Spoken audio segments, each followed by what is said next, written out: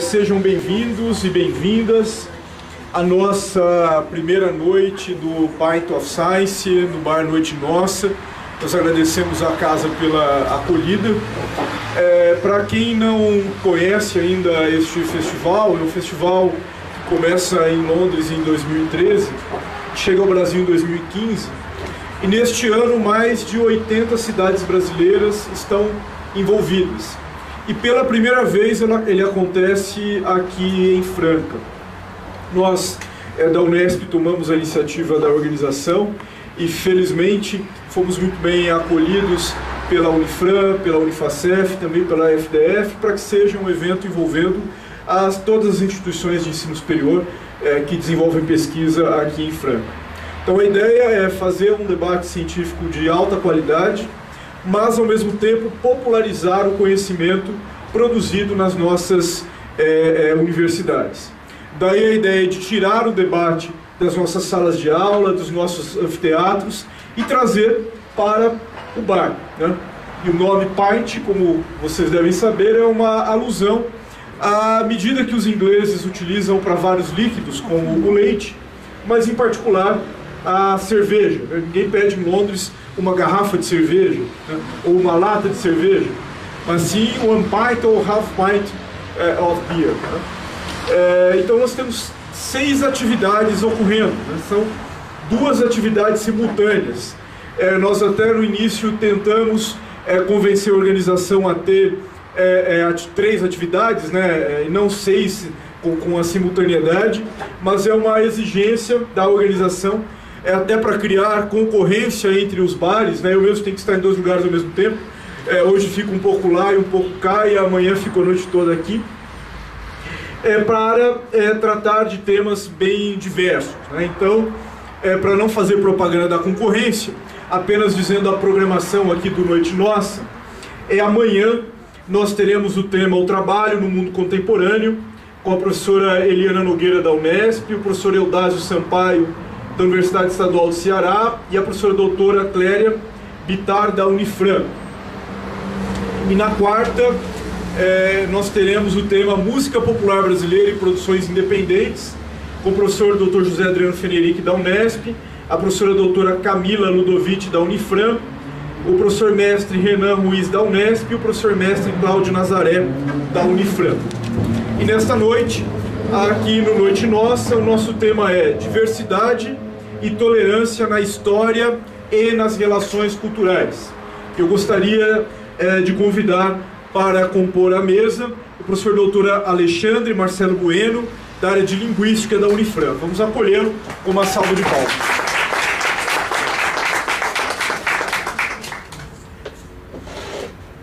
Convido também a professora doutora Daniela de Figueiredo Ribeiro, do curso de graduação em Psicologia e do Programa de Pós-Graduação em Desenvolvimento Regional da Unifacef. Vamos acolhê-la.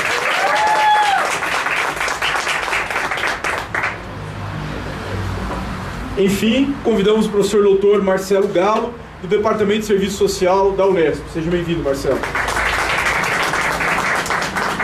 Então, vamos dar início à nossa conversa bastante informal, né? Apenas recordando a ideia que cada um fale em torno de 20 minutos, abrindo um espaço para um debate informal com todos os presentes, né? Vou até lá fazer a abertura e logo estarei aqui de volta com vocês, pegando a parte final da conversa. Então, obrigado, uma ótima noite, um ótimo debate para todos. Obrigada. Eu começo? Como quiser, como é que você quer? Você precisa começar, professora? Sim. Boa noite a todos. Gostaria de agradecer a presença aos colegas aqui da mesa e a oportunidade de estarmos conversando sobre um assunto importante e atual, como a diversidade. Bom, eu vou falar para vocês um pouco a partir do viés da psicologia, mas eu vou começar introduzindo um pouco esse termo na história. Se a gente pensar no termo diversidade, ele passa a ser usado primordialmente a partir da Constituição de 88.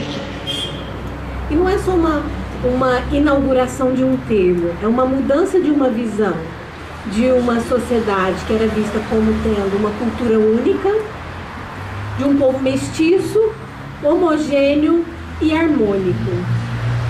A partir da Constituição de 88, passa-se a pensar a diversidade e se usar esse termo para trazer à tona a ideia de que não somos um povo tão homogêneo assim, que existe uma heterogeneidade na constituição do nosso povo, o fenômeno da multiculturalidade, e nem tão harmônico assim, mas a gente passa a lidar com o conflito que existe dentro da nossa própria cultura. A partir desse marco, a gente começa a pensar no Brasil a diversidade dentro de 3 focos. O primeiro deles, ligado à sustentabilidade, que vai tratar mais do tema da biodiversidade, indo para um aspecto que não é o que eu vou tratar também passa-se a pensar a diversidade a partir das políticas de inclusão e a partir do viés da inclusão e da exclusão. Pensando que se temos muitas culturas e se temos muitos povos, etnias, precisamos ter políticas de inclusão para aquelas populações que estão em situação de exclusão. Então passa-se a pensar a questão da diversidade a partir do ponto de vista da inclusão social. É muito importante pensar em equalizar oportunidade de direito num país desigual, mas já foram trazidos à tona por vários autores também alguns aspectos que esse tipo de política não pôde alcançar. Por exemplo, a questão de se tratar a inclusão e exclusão primordialmente pelo prisma da questão financeira e econômica, ou seja, da pobreza. E a gente tem essa questão ligada à raça, à etnia, a sexo e muitas outras possibilidades que, quando a gente trata pelo viés da pobreza, a gente acaba universalizando e deixando de fora, assimilando algumas características de minorias que não são tratadas a partir dessas políticas. Uma outra questão que pode ser também pensada com relação às políticas de inclusão e exclusão é o quanto, como eu já disse agora há pouco, o quanto algumas práticas de segregação ficam intocadas e intactas. E aí tem um terceiro viés para se pensar a diversidade, que é o que eu vou estar abordando com mais profundidade aqui, e que cabe um olhar mais cuidadoso da psicologia, que é pensar a diversidade como afirmação da diferença. O que esse olhar poderia estar contribuindo para a nossa reflexão acerca da diversidade? O que seria a diversidade a partir da afirmação da diferença?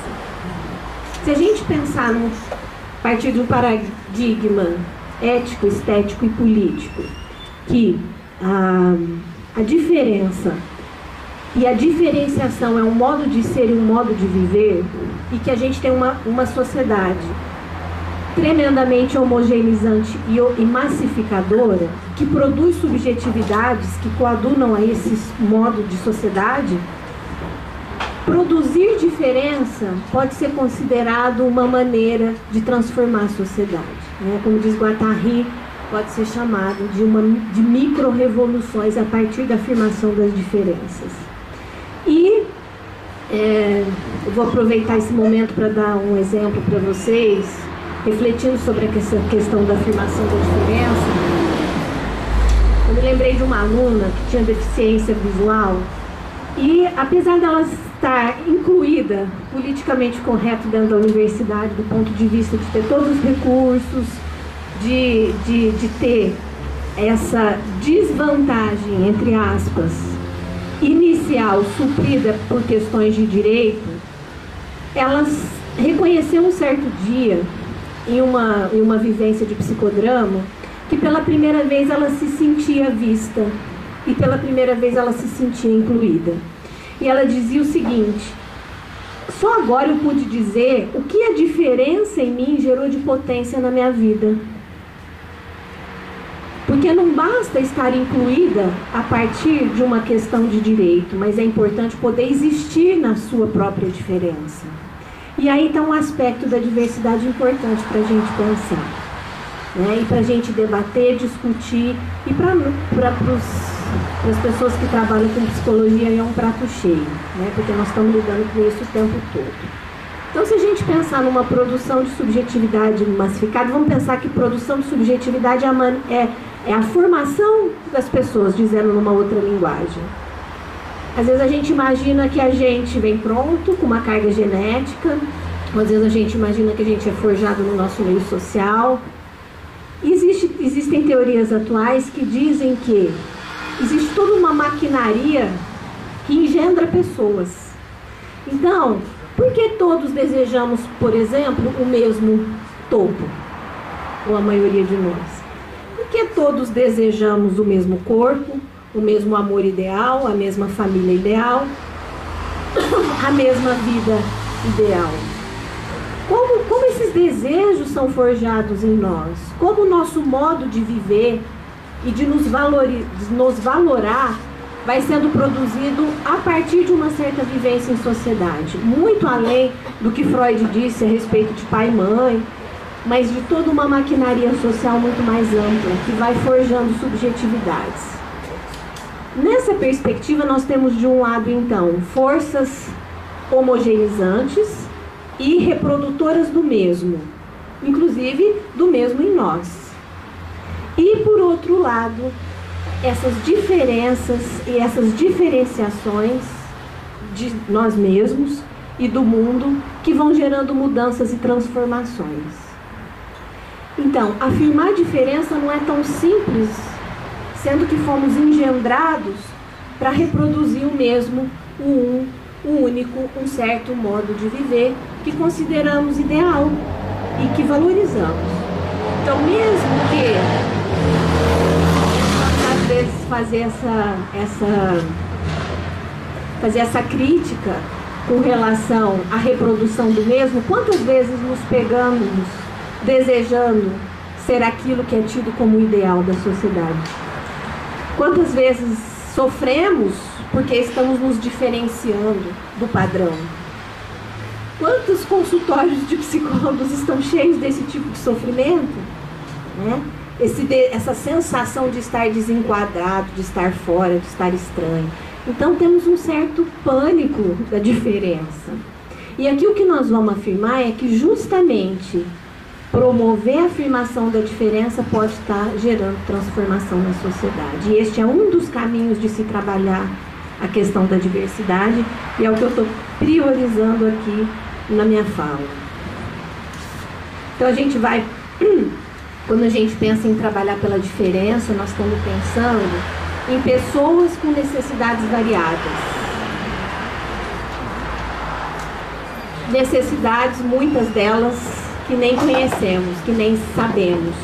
Muitas vezes a gente se identifica com necessidades do nosso grupo, da nossa sociedade, aquela casa bonita naquele bairro, aquele sapato não sei de que jeito, né? Até o corpo se tornou uma mercadoria que a gente passa a desejar.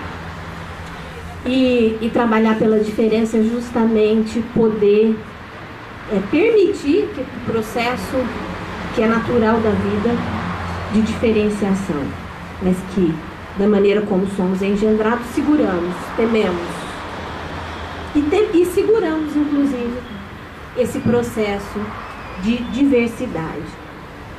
Agora eu vou trazer um pouco a discussão para o campo da educação. Se a gente pensar que a educação seria um campo incrível para se trabalhar a afirmação da diferença, por outro lado a gente pensa que a nossa educação tem como foco, se a gente olhar as agendas de desenvolvimento da maioria dos países, o que se busca com a educação? Educação de qualidade? O que é essa educação de qualidade? É aquela que coloca as pessoas nos melhores postos do mercado de trabalho? É uma educação científica, técnica? E aí eu vou trazer duas autoras. A Martha Nussbaum, que é uma filósofa norte-americana, ganhou o prêmio Kyoto 2016. E a Janice Caiafa, antropóloga da Universidade Federal do Rio de Janeiro. e ambas vão falar que sem artes e humanidades nós não temos condição de criar um mundo cultural digno, porque tratar de diferença, tratar de culturas diferentes gera uma dificuldade que talvez fora desse campo seja difícil de ser trabalhada. Então as duas vão propor como caminho para que se possa promover que a Amartya Sen, que é um teórico do desenvolvimento como liberdade, propõe, que é o exercício da razão pública como condição para o desenvolvimento de um país. Sem artes e humanidades ficaríamos muito limitados. Só definindo um pouquinho para vocês o que essas autoras dizem, a Nussbaum vai colocar que através das disciplinas de artes e humanidades podemos entrar em contato com questões de gênero, raça, etnia e experiências multiculturais. A arte oferece um local para explorar questões difíceis sem a ansiedade incapacitante que muitas vezes acontece no cotidiano. A Janice Caiafa vai dizer que é nas trincheiras da arte que se encontram os núcleos de resistência dos mais consequentes, que trazem consequências, ao rolo compressor da subjetividade capitalística e da unidimensionalidade, do equivaler generalizado, da segregação, da surdez para a verdadeira alteridade. E a gente está falando de arte aqui como campo criador, não como a obra de um artista ou de um artista, não de uma arte capitalística, mas como arte como campo criador. E é nesse campo criador e imaginativo que a gente poderia estar tratando as diferenças difíceis de serem articuladas e dialogadas em outro campo.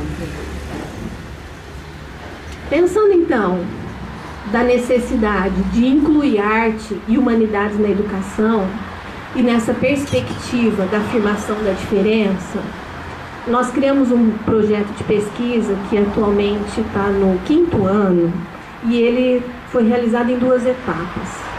É um projeto que se chama Programa Arte Solidária, uma pesquisa e intervenção sociodramática em psicologia escolar.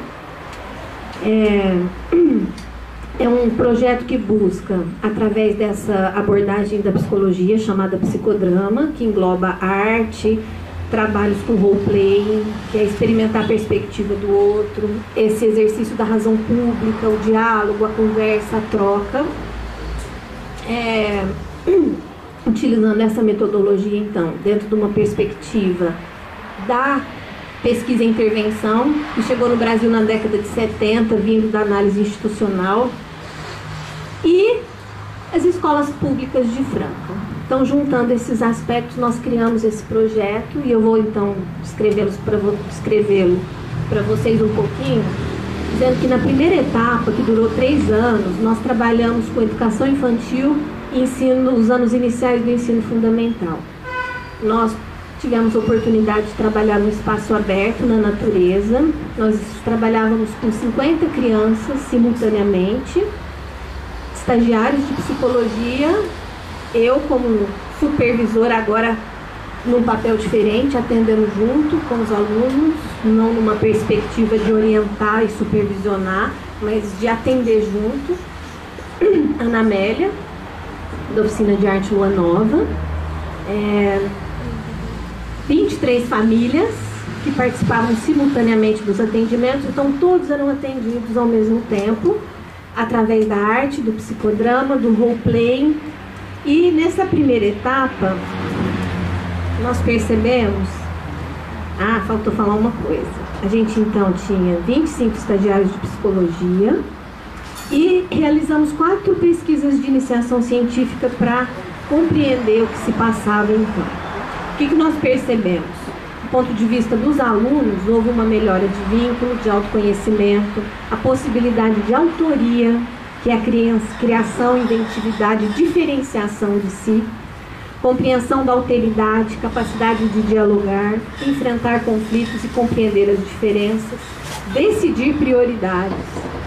E eles terminaram dizendo que o grupo era um espaço para viver, um bom espaço para viver, um grupo conhecido, porque o grupo anterior era um lugar de conflitos intermináveis, muitas vezes invisíveis e calados. As famílias falaram que puderam compreender melhor as vivências dos filhos. A gente observou uma continência afetiva maior e uma abertura ao diálogo entre as gerações. Com os professores, também percebemos uma possível abertura ao diálogo e a possibilidade de começar a refletir sobre os mecanismos de rotulação das crianças, que era algo que elas traziam como algo muito sofrido. Nesse sentido, a gente pôde perceber que houve um avanço no trabalho da diversidade no sentido de diferenciação de si, de criação, de invenção de novos mundos. A natureza, já que eles eram atendidos na natureza, passou a ser um espaço sagrado para as crianças. Então, criaram personagens como o Dr. Árvore e quando sentiam que seus bichos cri-cris, que eram suas tristezas, suas dores, crianças às vezes que viveram muitas violências ao longo da vida, essas referências e esses personagens traziam curas, traziam bálsamos, traziam possibilidades através da imaginação. E na segunda etapa finalizamos então essa primeira etapa da pesquisa, iniciamos uma segunda. Está acabando meu tempo aqui, né? Vou finalizando. A segunda etapa da pesquisa nós passamos a trabalhar com os anos finais do ensino fundamental de uma escola do Luiza II, que nos chamou para estar trabalhando com eles, porque era uma escola que estava depredada, uma escola que estava tendo guerra do tráfico lá dentro, janelas quebradas, pichada, os professores com medo de trabalhar, as mães tendo briga de gangue entre mães dentro da escola. Então estava uma situação complicada e começamos esse trabalho com arte, com os meninos do ensino, arte e psicodrama dentro dessa pesquisa e intervenção nessa escola. O ano de 2018 nós trabalhamos com 170 estudantes, 23 professores e 8 funcionários simultaneamente, com o objetivo de trabalhar a cultura escolar, buscando abertura, diferenciação, possibilidade de diálogo com a diversidade. Estávamos em 2 supervisoras, pesquisadores e 18 estagiários de psicologia escolar. Foi uma experimentação, tivemos alguns acertos e alguns desacertos. Pensamos em refazer o projeto para esse ano e esse ano estamos na escola de novo. Criamos um projeto de mestrado e 4 de iniciação científica para acompanhar e vamos continuar trabalhando com os estudantes, professores, funcionários e estamos acrescentando as famílias esse ano no projeto. E a ideia é trabalhar, o título do nosso projeto é Enfrentamento das Violências e busca de novas formas de convivência, a diversidade nos anos finais do ensino fundamental. Então nós estamos tateando, procurando métodos de pesquisa que possam, ao mesmo tempo, levantar dados e intervir nessa realidade. Então são pesquisas de cunho exploratório, ao mesmo tempo que vamos testando e trazendo métodos inovadores para a pesquisa, vamos também desbravando esse universo da diversidade enquanto afirmação da diferença na área da educação. Como conclusão, o que a gente pode perceber é que por meio dessas pesquisas e intervenção, nós buscamos ao mesmo tempo investigar e produzir transformações nos modos de produção de subjetividade, dando espaço à afirmação da diferença e forças inventivas de criação de vidas e de novas possibilidades de coexistência entre grupos e subgrupos. Aqui a gente busca, então, favorecer o exercício da razão pública, que é fundamental para a formação da condição de agente, que é um fator preponderante para que se promova desenvolvimento como liberdade, segundo Amartya Sen, que é um economista indiano, Nobel de Economia, colaborou para a expansão da visão de desenvolvimento, que antigamente era vista num viés exclusivamente do PIB, Produto Interno Bruto, e o Amartya Sen foi um dos autores que contribuiu para a visão de desenvolvimento, para os índices como o IDH e a ampliação da visão de desenvolvimento. E para esse autor, o que é fundamental para que a gente possa construir desenvolvimento, então desenvolvimento é uma construção coletiva, é a possibilidade de diálogo, de troca, de se colocar no lugar do outro e de viver através da imaginação a possibilidade de compreender e de se situar em universos que não são aqueles culturalmente restritos que aprendemos, que nascemos e que reproduzimos. Então, dentro dessa perspectiva, essas pesquisas estão sendo realizadas. Essa última etapa ainda estamos experimentando e começando, não vou trazer resultados ainda, mas o que eu posso dizer é que são experimentações ricas, não só para o nosso campo de estudo, mas para nós, psicólogos, os nossos alunos de psicologia, que também, através da arte, trazem depoimentos do quanto lidar com a arte abre possibilidades de diferenciação, de invenção, de autoria, de transformação. Penso que era essa a minha fala. Agradeço a todos pela escuta e espero que possamos ainda dialogar aqui na mesa sobre esse assunto. Obrigada.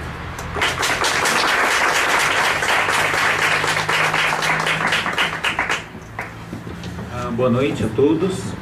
Meu nome é Alexandre, eu sou professor do programa de pós-graduação em Linguística da Unifran, no mestrado e doutorado. Bom, deixa eu só tomar tempo aqui. Bom, já gostaria de avisar de antemão que eu não vou falar sobre gramática aqui, apesar de ser linguista, de ser formado em letras. Então não se preocupem que eu não vou falar sobre a diversidade da oração subordinada no português, não vou falar sobre tolerância do substantivo, enfim. Na verdade, na linguística, nós temos uma postura um pouco crítica, eu diria até bastante crítica em relação a essa gramática que nós aprendemos na escola, porque ela é uma gramática que nós chamamos de normativa, ou seja, que ela elabora um determinado padrão que é imposto a todos os alunos da escola, independente da sua origem social, enfim, da sua própria história individual e tudo mais, não é? Então, eu vou tentar falar aqui um pouquinho hoje sobre uma questão que me interessa já, na verdade, desde o mestrado, né? Quando eu fiz o mestrado e doutorado lá na USP de São Paulo, no departamento de linguística, eu trabalhei justamente com o tema da intolerância linguística relacionada aos imigrantes, na história da imigração aqui no Brasil, não é? Desde o mestrado e no doutorado. Então, eu vou falar um pouquinho sobre essa questão da intolerância para justamente poder depois passar para essa questão da tolerância, na tolerância linguística, da solidariedade linguística em relação aos imigrantes, mas também, digamos, dentro da dinâmica linguística interna do português brasileiro também, né, como nós falamos. Então, eu gostaria de começar aqui discutindo um pouco com vocês o papel da língua na construção da nossa identidade, não é? Então, se eu, por exemplo, sou um indivíduo, um brasileiro, e eu chego aqui e falo assim, olha, hoje a gente vamos conversar um pouco sobre a intolerância linguística. Isso já, digamos, depois contra a minha imagem aqui, a imagem que eu coloco aqui para vocês como professor, de pesquisador, etc. e tal, por conta, digamos, de um problema gramatical grave, o que alguns acreditam ser bastante grave, não é? Que, enfim, a falta de concordância verbal, nominal, enfim, quando nós falamos a gente vamos, etc. e tal. Ou se eu falo assim, os meninos jogam bola todo dia, por exemplo, né? Ou seja, não faço a marcação de plural, isso também diz, digamos, nessa dinâmica social e linguística, não é? Que se trata de um falante pouco escolarizado, pouco preocupado com a própria linguagem, né? Com a maneira como ele se expressa. E aí, no caso, nós temos também o inverso disso, não é? Se eu, por exemplo, chego aqui e falo assim, os meninos cujos pais se divorciaram no ano passado estão se desenvolvendo bem na escola, por exemplo. Se eu uso esse pronome relativo cujo, que é um pronome que já praticamente caiu em desuso na nossa fala cotidiana, isso já constrói uma outra imagem minha, não é? De um falante, digamos, erudito, entre aspas, né? Um supostamente erudito, que tem uma preocupação mais tradicional no uso da língua, por exemplo, não é? E aí por aí vai, não é? Várias manifestações linguísticas se depõem a favor ou contra o sujeito que fala, não é? E aí isso por quê? Porque nós temos um suposto padrão de correção linguística, não é? Que é a gramática normativa, e que vai então orientar esses julgamentos positivos ou negativos que acabam tendo reflexo na nossa própria vida social. Então, por exemplo, se eu vou numa entrevista de emprego e falo e erro, por exemplo, uma concordância, isso já pode, digamos, me indicar que eu vou ser descartado para uma determinada vaga, por exemplo. Se aparece um concurso para professor e eu digamos, deixo algo escapar e eu acabo, digamos, sendo prejudicado desse ponto de vista, por exemplo.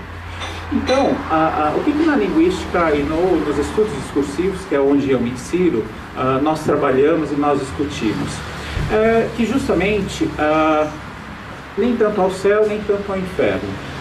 Nós não precisamos condenar a gramática normativa, né? Não precisamos queimá-las na fogueira, por exemplo, da Inquisição, de uma suposta liberdade linguística, mas, ao mesmo tempo, nós precisamos hoje, já há algum tempo, isso é bastante discutido entre linguistas, precisamos respeitar a origem, o estilo linguístico que os alunos trazem para a sala de aula, por exemplo.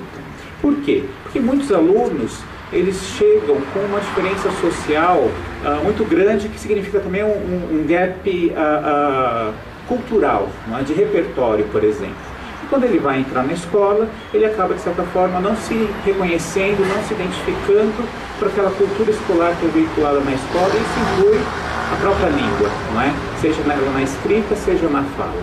Então, uma das orientações que os linguistas fazem em relação a isso, digamos, já pensando numa questão de solidariedade linguística, de respeito linguístico, enfim, de tolerância linguística, é fazer, então, o quê? Respeitar a maneira como esse aluno se expressa. Mas isso por si só não é suficiente, obviamente. Por quê? Porque a própria escola, sim, tem a função e tem a obrigação de ensinar essa gramática normativa. Por quê? Porque existem certos lugares em que as situações são mais formais e elas vão exigir desse falante uma postura mais formal também na própria língua, não é? Então, a escola ela precisa justamente equilibrar esses dois lados. De um lado, a diversidade linguística, incentivar essa diversidade linguística, valorizar essa diversidade linguística que os alunos trazem, sobretudo na escola pública, que é onde é o espaço onde a diversidade social, cultural se apresenta de uma maneira muito mais explícita, não é? Mas, ao mesmo tempo, é preciso indicar e mostrar para esse aluno a importância de se aprender, digamos, essa norma padrão da língua, não é? Que muitas vezes não corresponde a gramática normativa, porque aí você tem outros processos envolvidos, como os processos históricos, por exemplo. Por isso que nós continuamos vendo nas gramáticas normativas os pronomes lá, eu, tu, ele, nós, vós, eles, não é? Mas nós não usamos praticamente mais o tu e não usamos definitivamente o vós, como os portugueses, por exemplo. Mas, então, você tem essa diferenciação, essa distância da gramática normativa em relação a uma gramática padrão que é falada no dia a dia, não é? E isso tudo é baseado em estudos, em projetos gigantescos que são feitos aqui na linguística brasileira desde a década de 70, né, que é o projeto do NURC, né, da Norma Urbana Culta, em que você pega então falantes que tem tem um terceiro grau, né, tem diploma de nível superior, e aí vários linguistas vão gravando falas espontâneas dessas pessoas para observar como é que nós estamos na atualidade nos expressando linguisticamente, não é? Então nós temos, digamos, essa face que conjuga então de um lado a tolerância linguística, não é? E ao mesmo tempo a necessidade de ensinarmos aos nossos alunos um pouco também esse padrão, para que eles possam futuramente, digamos, pensar em possibilidades sociais maiores, enfim, de ascensão social, de aquisição de um melhor emprego, enfim, de ingressar numa universidade e tudo mais, não é? Bom, esse é um ponto, então, em relação a essa questão da diversidade linguística e, ao mesmo tempo, o ensino da norma padrão dentro da escola. Isso numa dinâmica interna da própria língua portuguesa, não é? Então, eu queria agora passar para a segunda parte da minha fala, que é justamente esse ponto em que eu pesquiso desde o mestrado, que é essa nossa relação em relação aos imigrantes aqui no Brasil. Queria aqui só fazer um exercício de imaginação com vocês. Se, por exemplo, entrasse agora aqui um turista inglês, como que em geral nós nos comportaríamos? Acho que provavelmente nós o quê? Tentaríamos acolhê-lo, falaríamos em inglês com ele, nosso inglês meio macarrônico, enfim, tudo mais, não é? Assim, nós, digamos, teríamos um gesto para acolhê-lo, não é? Agora, se por exemplo entrasse aqui um haitiano, um boliviano, um chinês falando a sua própria língua, mandarim, enfim, não é? Cantonês, enfim. Qual que seria nosso movimento, nosso gesto, digamos assim? Talvez não fosse tão acolhedor assim, não é?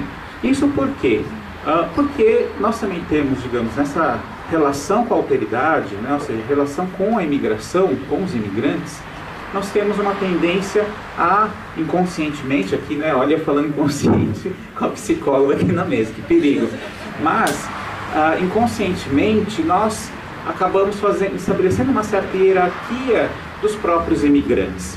Isso também tem reflexos na própria questão linguística, não é? Então nós temos, por exemplo, imigrantes que vêm aqui ainda hoje no Brasil para trabalhar, para ocupar postos mais altos nas grandes empresas multinacionais, e aí nós temos uma certa tolerância em relação à língua deles, tentamos usar a língua deles também para nos comunicar com eles, não é? Muitas vezes. E o mesmo tratamento não é encontrado quando a gente vai, por exemplo, lá em São Paulo, na Santa Efigênia, para comprar alguma coisa eletrônica, e lá tem um chinês que fala muito precariamente português porque ele não teve a oportunidade de aprender. E aí a gente fica lá, China, vai aprender português, não sei o quê, blá blá blá. Fica julgando negativamente esse tipo de imigrante, por exemplo, não é? Isso lembrando que a língua, ela tem, e aí eu vou puxar a brasa para minha sardinha, a língua ela tem, como eu já falei, essa capacidade de construir a nossa identidade profissional, social, familiar, as nossas relações sociais, não é? Mas também ela tem a capacidade de construir a imagem do outro, positivamente ou negativamente, por meio de julgamentos que nós vamos fazendo a partir de um padrão também, digamos, não muito bem determinado, mas que é basicamente eurocêntrico, digamos assim, não é? Ou, enfim, já incluindo também Estados Unidos e tudo mais. Então nós temos uma tendência, e eu digo uma tendência, não é que nós somos assim, mas nós temos uma tendência a valorizar muito mais os imigrantes, os estrangeiros que vêm de determinadas regiões do mundo do que de outros, por exemplo, não é? Então nós valorizamos certos imigrantes e excluímos outros, no caso dos haitianos, dos bolivianos, dos peruanos, dos paraguaios, dos chineses, parte dos coreanos, a depender da profissão deles, não é? Então nós temos esse processo também de exclusão que ocorre dentro da própria língua.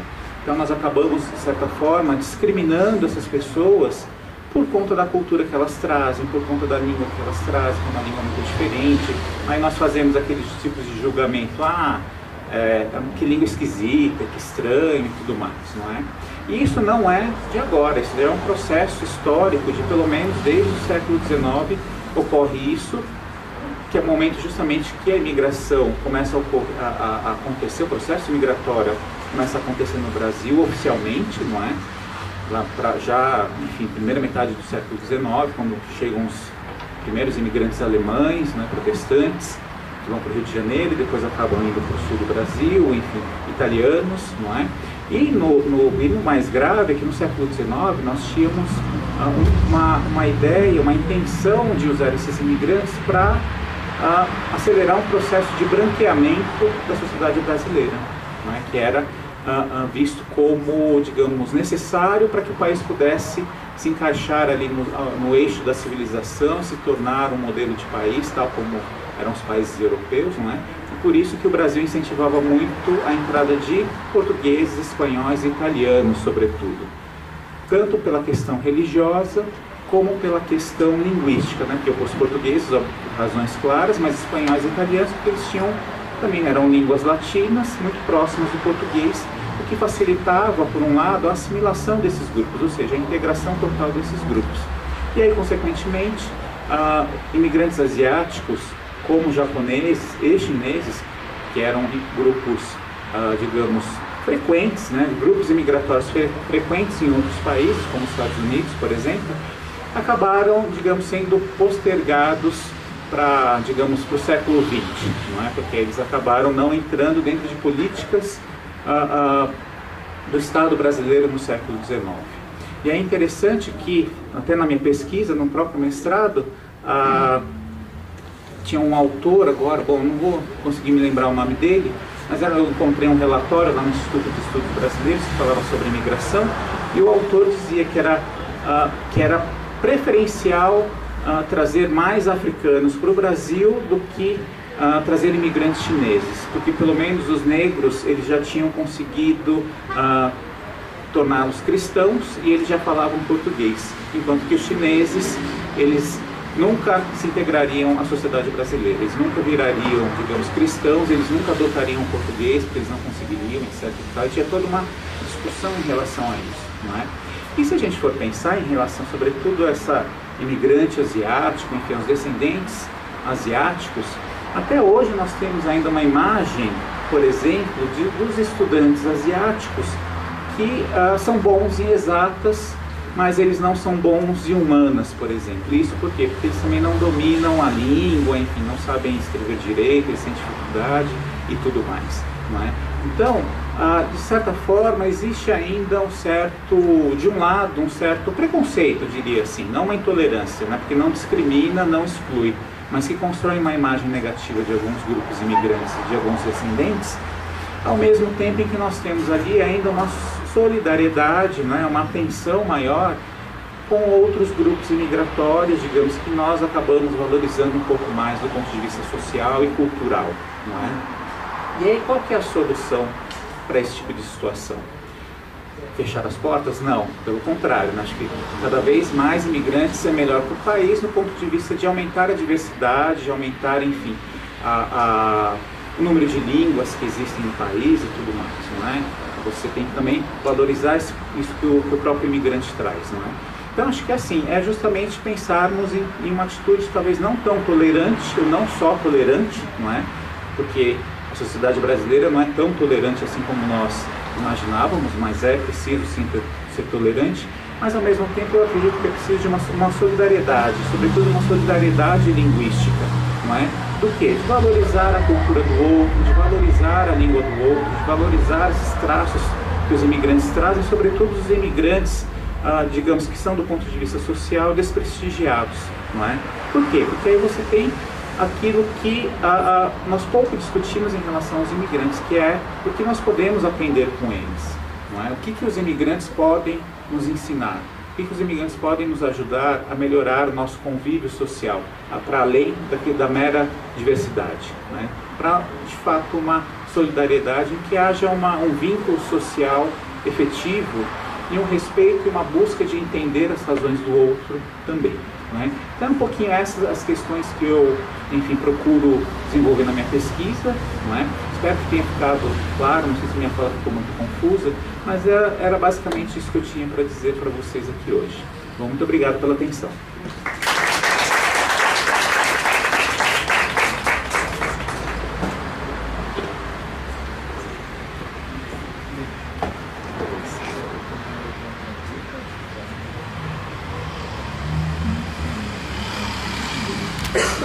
Bom, boa noite a todos e todas. Queria agradecer o convite do Murilo, para a gente estar fazendo essa mesa de discussão hoje sobre diversidade e tolerância. Hã? Não está falando? Não está dando para ouvir. Tem que falar bem aqui. Bom, então, beleza. Agradecer então esse convite, acho que essa é uma iniciativa bacana da gente sair da universidade e fazer algumas conversas fora, né? Principalmente de um tema tão atual e tão caro, né, que é a questão da diversidade, e pensar tolerância em tempos tão intolerantes. Pensar tolerância num processo de desumanização que a gente está vivendo a galope na atual conjuntura. Quer dizer que eu sou assistente social, né, de formação, e por princípio ético, inclusive, trabalho, atuo e defendo a defesa, tem como premissa de vida a defesa intransigente de direitos humanos. Nessa atuada que a gente trabalha enquanto profissional, desse lugar que a gente fala em sala de aula, e tem um outro lugar também que acho que é importante a gente começar a pensar sobre tolerância e diversidade, que não dá para discutir esse tema sem que a gente discuta gênero, sem que a gente discuta raça.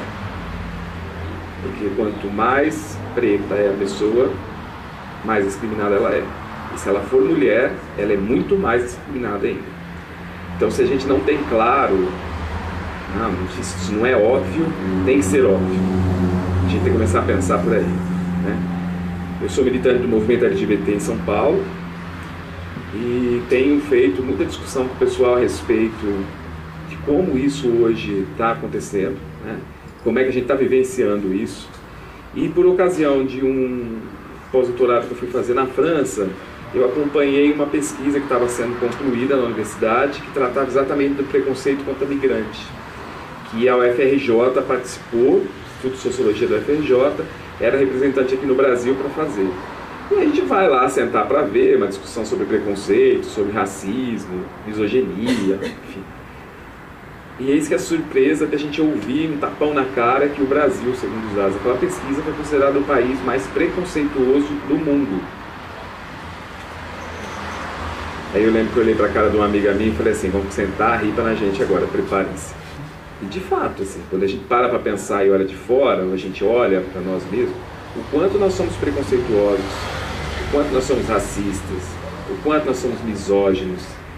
E a gente reproduz isso muitas vezes sem nem parar para pensar. Isso está na base estrutural dessa sociedade, da nossa sociedade.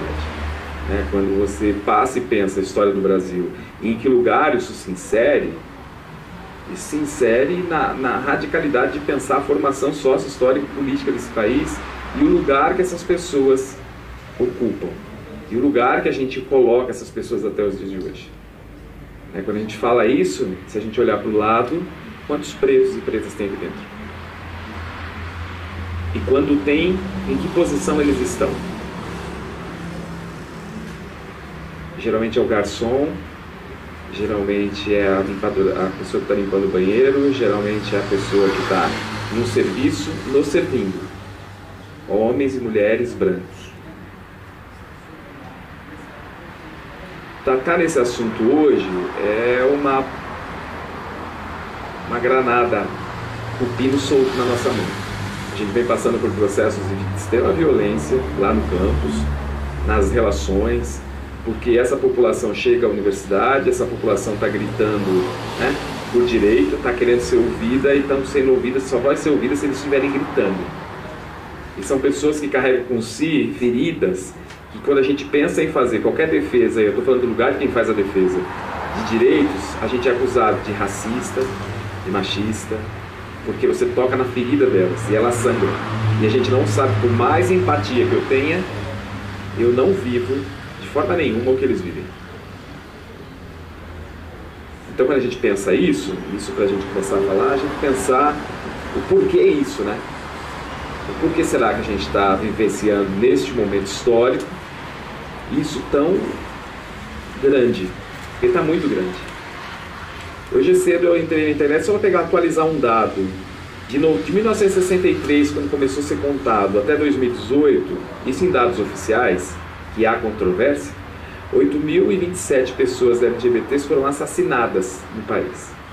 Que parece pouco, né? São muitos anos. Mas é que os dados reais não aparecem nos boletins de ocorrência. O extermínio da população negra, gay, periférica, não entra na contagem. Entra com qualquer coisa, mas não entra como homofobia, não entra como crime de ódio, não entra como crime de intolerância.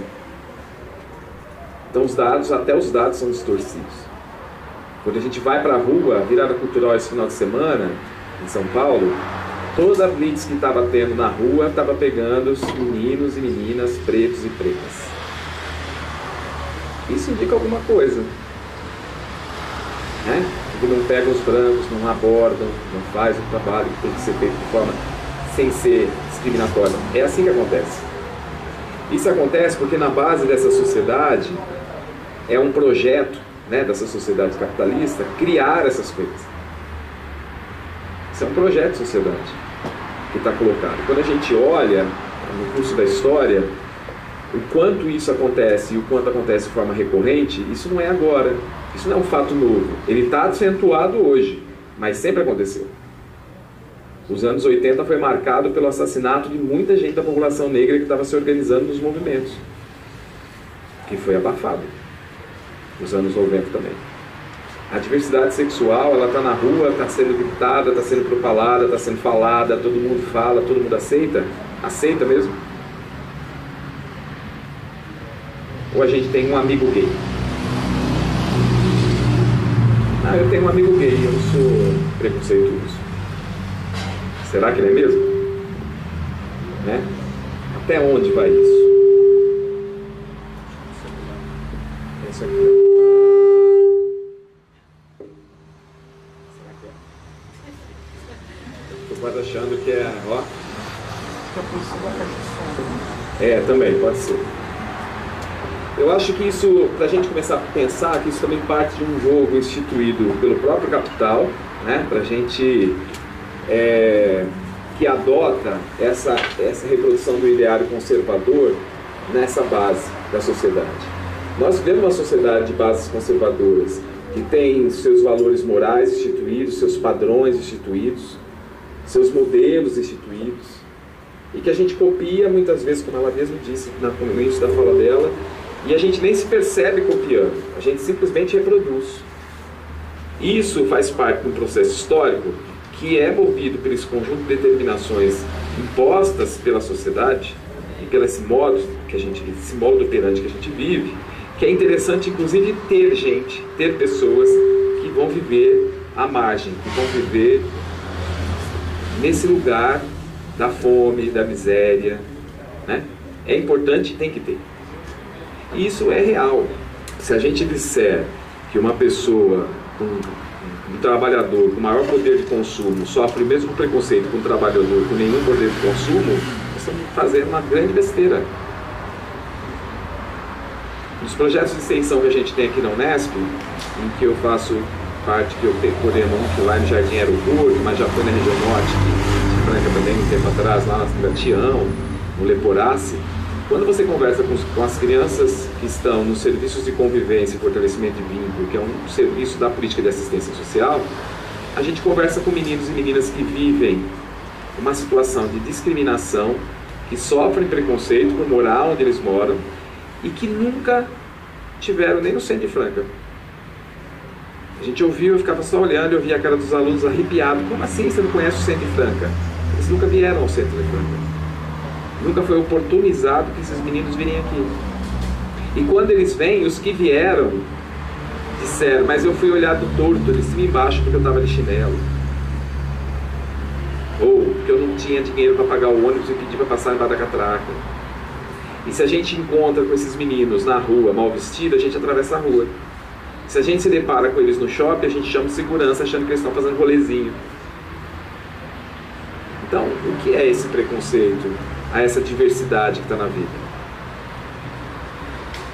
De que base material a gente está falando, né? Eu acho que quando a gente olha isso e fica calado, a gente naturaliza, prefere não pensar, que é um exercício que a gente tem que fazer de pensar e refletir por que a gente está fazendo isso, mas é um exercício que mexe com a gente quando a gente faz de verdade, porque a gente vai se percebendo no processo o quanto nós reproduzimos isso. Veja, o fato de eu ser homem, branco, gay, e ser professor universitário e ter acesso às coisas, não faz de mim uma pessoa não preconceituosa.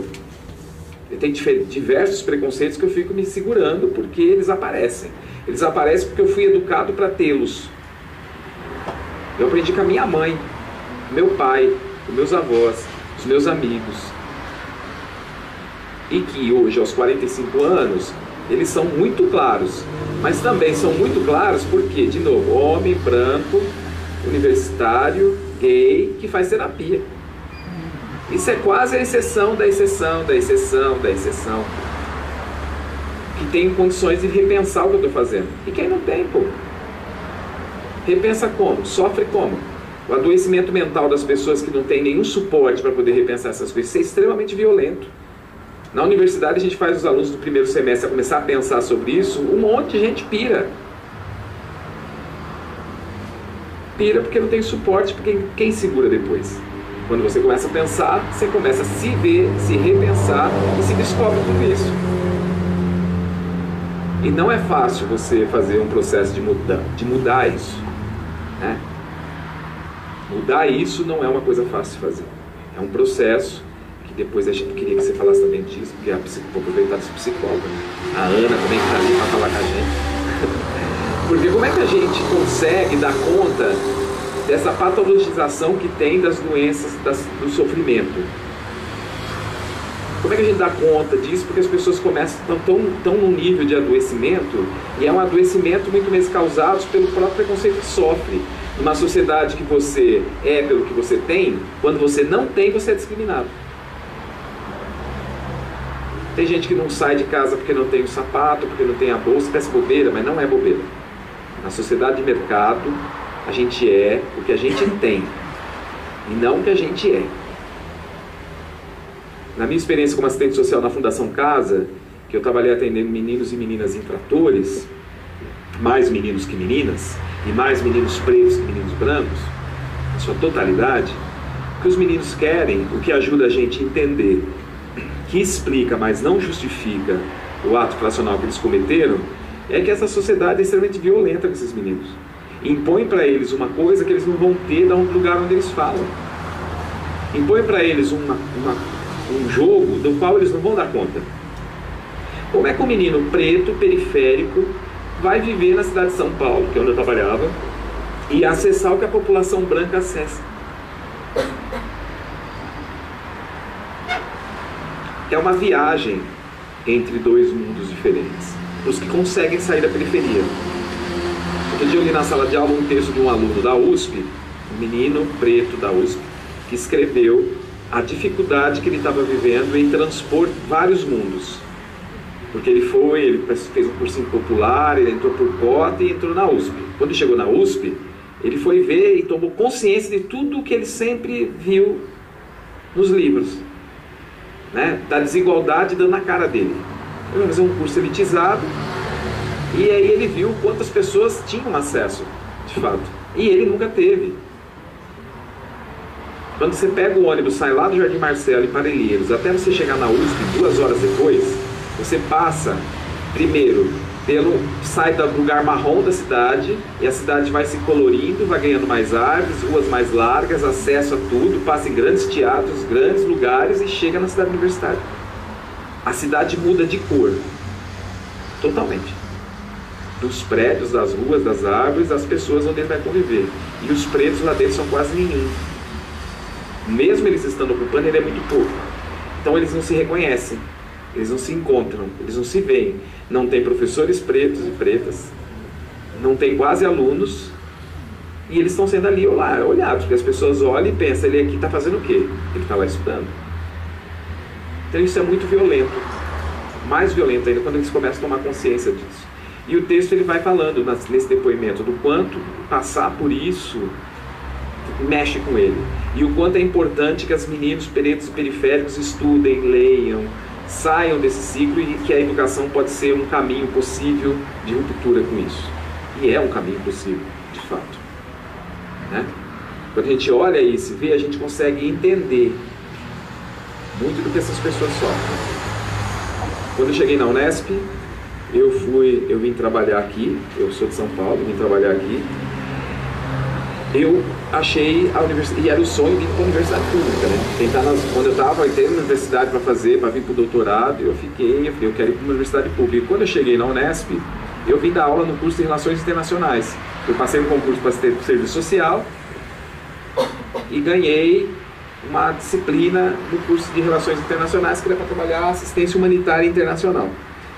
Quando eu cheguei no curso de Relações Internacionais, isso tudo que eu sempre falei a vida inteira do acesso, do direito à educação dos meninos e meninas, que eles precisavam acessar a educação, precisam acessar a cultura, precisam esporte, lazer, e não só ficar pensando em política pública para as pessoas para trabalhar, porque quando você olha a política pública para pessoas pobres com baixo ou nenhum poder de consumo, só tem política pública para inserir no mercado de trabalho. Dificilmente você vai ver uma política pública de inserção à arte, ao cinema, à fotografia, ao teatro, ao esporte. O incentivo é, vai trabalhar. E aí você aleja o processo, porque as pessoas estão lá, ainda com o sonho na cabeça de querer ser, de repente, um escritor, e a pessoa vai dizer, não, você vai ser padeiro, porque é o que tem para você hoje. Mas eu chego aqui na Unesp e encontro no curso de Relações Internacionais um grupo de alunos brancos, com alto poder de consumo, e que tinham condições assim de ler tudo que eu mandava e fazer tudo que eu queria, porque nada do que eu dissesse eles não fariam. Nada do que eu pedisse eles não teriam acesso. Eu fiquei chocado com aquilo, positivamente, mas ao mesmo tempo extremamente intrigado, porque na mesma turma que eu dava aula no andar de cima do serviço social, que aí a população é outra, são outros alunos, outro perfil, completamente diferente. Às vezes, para falar da Revolução Francesa, ou dizer onde é a França, tem que projetar um mapa e apontar. Aqui é a França. Os alunos do RI, não, eles já foram para a França. Você fala de uma peça de teatro, eles assistiram. Você vai numa ópera, já foram, já viajaram, já falam vários idiomas. Eles tiveram acesso ao que todo mundo deveria ter. Eles têm o que todo mundo deveria ter. Quando você vai discutir preconceito com eles, eles falam do preconceito, falam do racismo, falam de um lugar onde já estavam se repensando desde o ensino médio. Eles não começaram a descobrir isso quando eles entraram na universidade. Eles foram forçados a pensar já na educação no ensino médio. O serviço social não, as pessoas chegam e vão se descobrir mulher, vão se descobrir presos aqui na faculdade. Aqui que a gente, quando a gente começa a falar. Isso é um processo violento. E eles não tiveram acesso à leitura, não tiveram acesso ao cinema, não tiveram acesso ao teatro. Então tudo é muito abstrato. Fazer eles assistir 2 vídeos, ler um texto e relacionar a isso, para muita gente isso é quase uma missão impossível. E eles são discriminados, inclusive dentro do campus. Há uma hierarquia. Então a discriminação está no cotidiano das nossas vidas em vários lugares. Em vários lugares. Então como é que a gente percebe isso e começa a fazer um processo? Nem sei quanto tempo eu falei.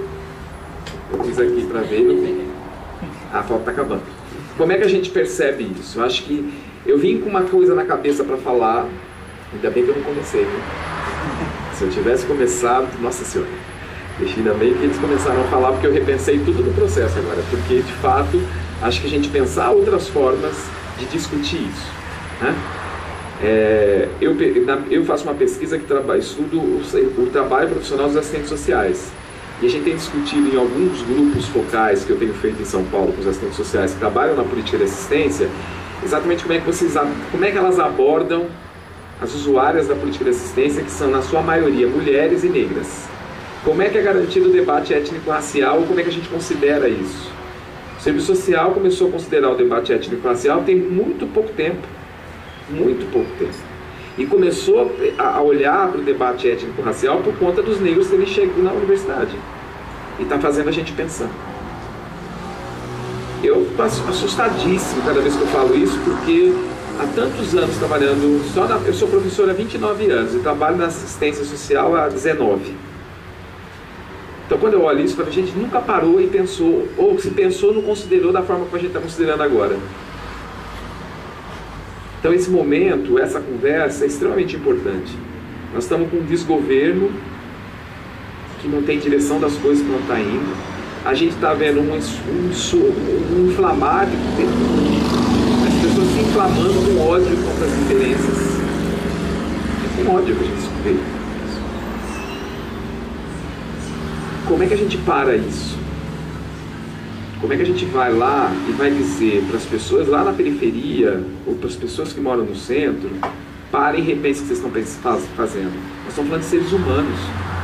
O que me interessa a cor da pele da pessoa? O que me interessa com quem que a pessoa sai, com quem a pessoa transa, com quem ela ama? O que me interessa? Nada. A gente precisa começar a pensar. A gente precisa começar a falar. E não é sair fazendo a revolução, querendo transformar o mundo inteiro, porque senão a gente enlouquece. Mas se a gente começa a conversar isso com 2, 3 do nosso lado, começa a fazer as pessoas pensarem, a gente já vai fazendo alguma diferença. A gente começa a ouvir as pessoas. E para concluir, e a gente abrir para conversar, porque acho que aí a coisa vai ficar mais interessante, a semana passada eu fui convidado para gravar um documentário que vai virar um filme, depois vai virar uma série no GNT, sobre masculinidade. Sobre a dor masculina e o momento em que eu me descobri gay. Era isso que eu tinha que falar, era isso. Mas foi extremamente importante participar desse processo e ouvir do diretor do filme, do documentário que está gravando, as motivações dele para fazer isso. E que muito me interessou, porque o que a gente discute na vida sobre masculinidade? Sobre o que é ser homem nessa sociedade? Sobre o homem que não chora, o homem que não se reconhece fraco, um homem que não... várias coisas que a gente vai reproduzir. E que é extremamente violento. E uma outra coisa, quem acha que o homem fala só a base de cerveja, começa a falar umas merda, depois que passa o efeito, você arrepende amargamente de ter falado, mas pega a pessoa sã e vai trocar uma ideia para ver se fala não. Muitas vezes sofre sem falar. E isso precisa começar a ser dito também. Até para que a gente quebre um outro paradigma, que é pensar o gênero e pensar o quanto os homens massacram as mulheres, e muitos deles nem se percebem massacrando, acham que aquilo é normal. Eu nasci para fazer isso? Não, vamos fazer isso. O quanto desse machismo é reproduzido nas relações homoafetivas, em que um domina o outro e reproduz isso. Na relação entre duas mulheres isso também acontece. Isso é reprodução do machismo estrutural, do racismo estrutural. E que a gente precisa parar para pensar. E eu acho que agora a gente precisa pensar entre nós. Muito obrigado.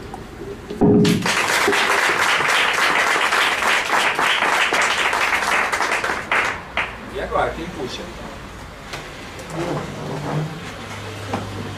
Pode? Pode.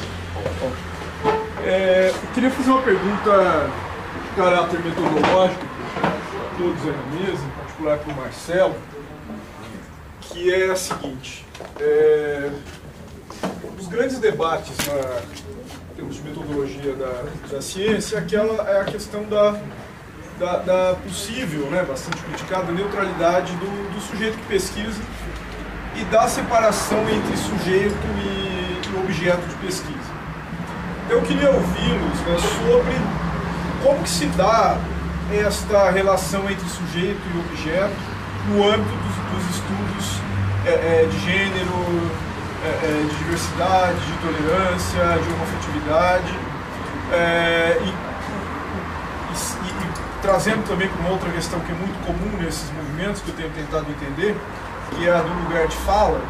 Se para ser pesquisador sobre esse âmbito de questões, sobre esse tipo de problema, de objeto, estar ou não engajado no movimento, como é que isso interfere no processo? Isso permite uma compreensão melhor do processo? Ou isso tira a objetividade? Então, como é que é a relação entre ser militante de um movimento e, ao mesmo tempo, ser pesquisador sobre a realidade, sobre em torno da qual aquele movimento atua?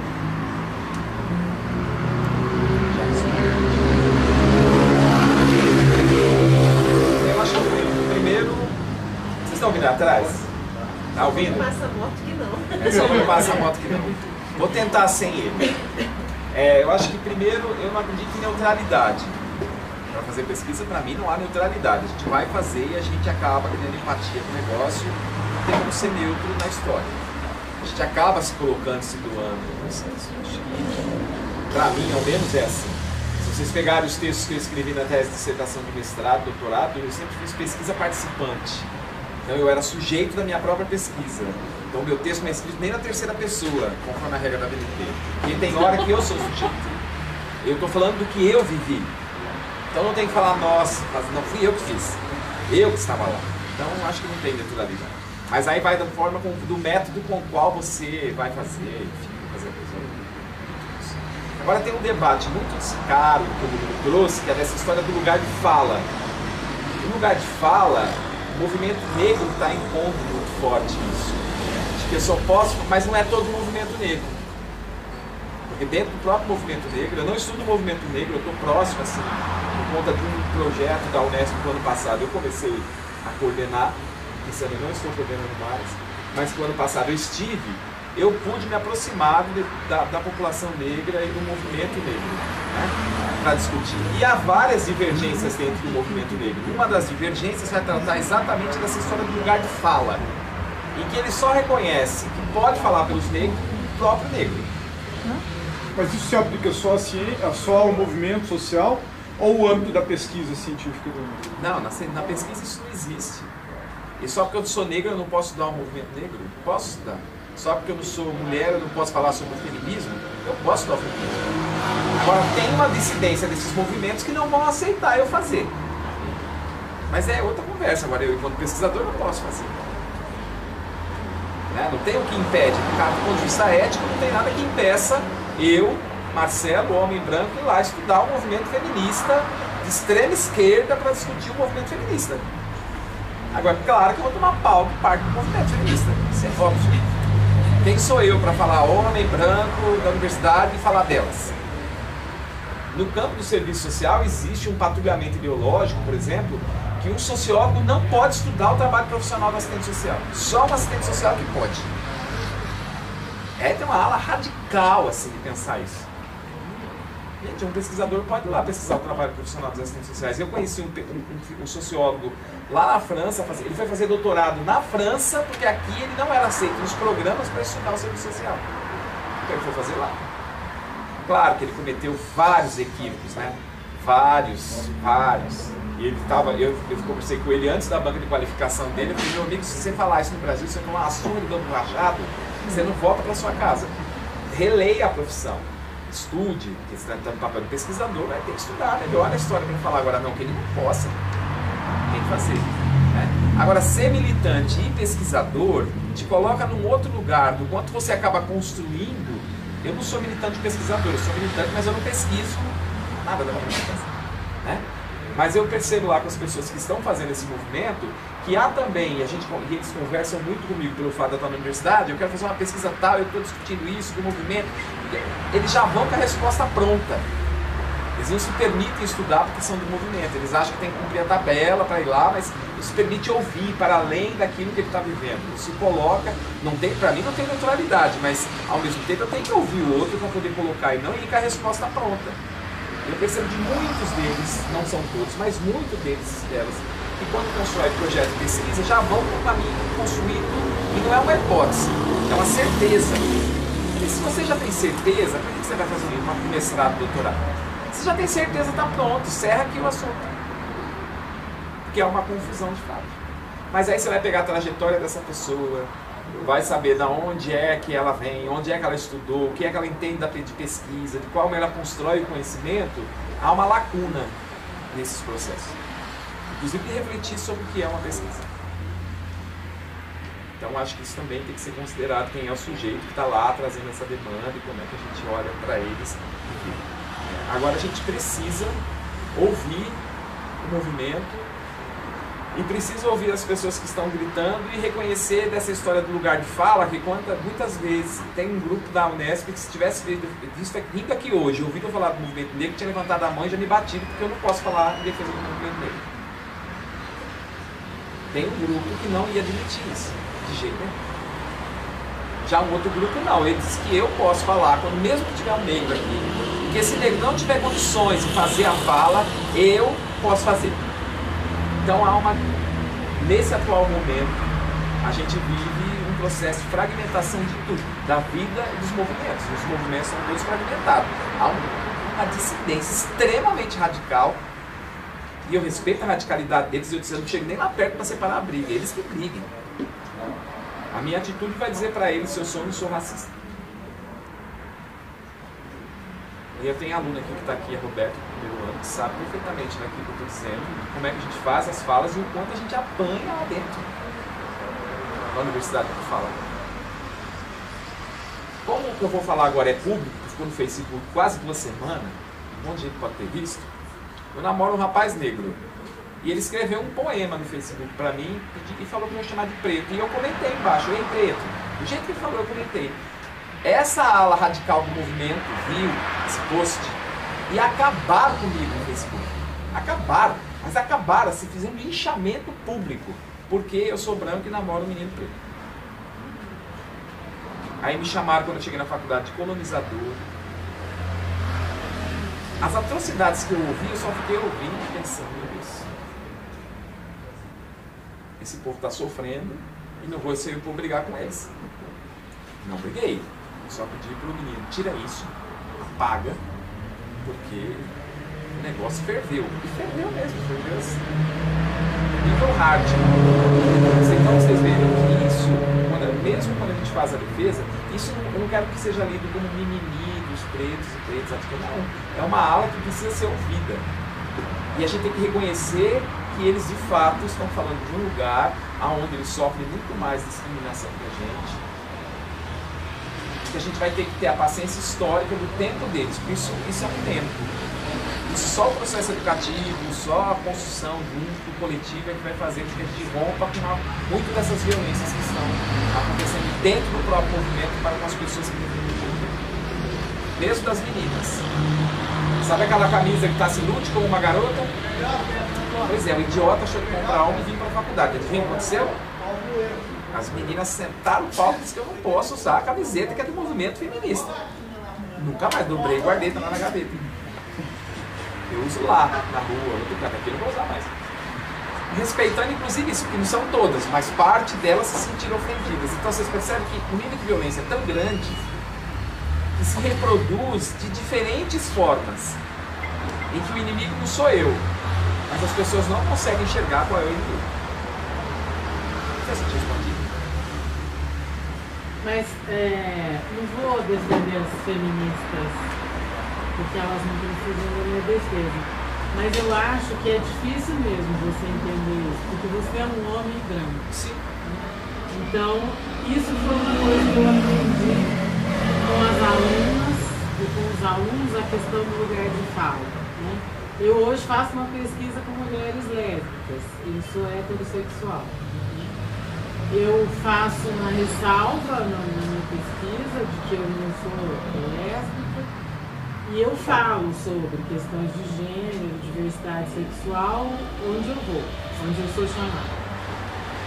Mas eu entendo que falar, eu falo, e eu sempre falo isso, estava agora dando a palestra fora, eu sempre falo de que lugar eu estou falando. Então, eu sou uma mulher, bem, preconceito, branca, heterossexual, cisgênero, etc.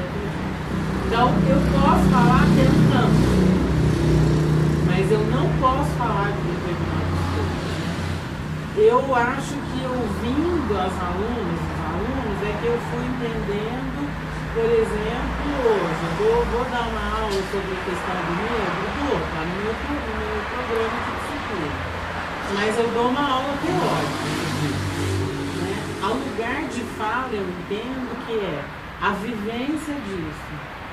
Então, eu não vou falar sobre o preconceito que o negro sente, exceto como alguém que se sensibiliza por isso, que não quer que isso aconteça, né? Eu quero que todo mundo tenha o mesmo lugar na sociedade. Então, eu brigo por isso, sim, contra o preconceito racial. Mas eu não posso falar em como as pessoas negras se sentem discriminadas. Eu posso falar na teoria, porque eu não sei como é. E realmente não sei. Eu nunca vivi isso. Então, assim, apesar de eu já ter tido um momento na minha vida que eu achasse que talvez isso fosse radicalismo, hoje eu entendo um pouco esse lado do porquê que as pessoas vão dizer tira essa camiseta, né? Lute como uma garota é para uma garota. Não é para um homem branco. Um homem. Né? Mas é que a gente tem uma hierarquia social nisso, né? Até salarial. Assim. E os homens brancos são o topo da pirâmide. Então aí piora mais ainda. Inclusive eu mandei fazer outra. Não lute como uma garota, lute com uma garota. Eu pedi pra fazer, a próxima vai ser assim, porque não é como, é com. A Roberta levantou. Puxando o gancho na sua fala e na sua fala, não querendo deslegitimar a sua fala, porque ela é extremamente pertinente, principalmente na condição do homem, já como topo, né, da pirâmide, quando é um homem branco, é mais no topo ainda, quando ele tem um poder aquisitivo, é mais no topo ainda. Mas, por exemplo, até dentro do feminismo existem os recortes. Então, por exemplo, a questão do lugar de fala, eu acho que a gente está num momento em que isso está muito sensível e muito latente dentro da sociedade. Porque, por exemplo, uma mulher que não é mãe não pode falar comigo. Porque eu sou mulher, sou mãe. Então, por mais que ela tenha empatia e tente ter alguma autoridade comigo, ela jamais vai entender, por exemplo, qual é o meu processo dentro da universidade, o meu processo de permanência dentro da universidade, uma vez que ela é, por exemplo, uma garota de 22 anos, que não é mãe e é classe média AA. Enquanto que eu sou classe média baixa, sou mãe, tenho mais de 30 anos. Então, assim, essa questão do lugar de fala, a gente está num momento em que eu vejo que está indo mais para o lado da fragmentação dos movimentos, que tem sendo isso que o Marcelo tem batido bastante nas salas de aula, e eu tenho refletido muito a respeito disso. Então, assim, está indo mais para o lado da fragmentação do que do lado, de fato, da importância de você falar por aquilo que você vive, que é a sua vivência. Então, a gente tem que ter um cuidado muito grande, porque enquanto nós estamos meio que brigando entre nós, o inimigo é outro, que ela fora tem outro lugar, né?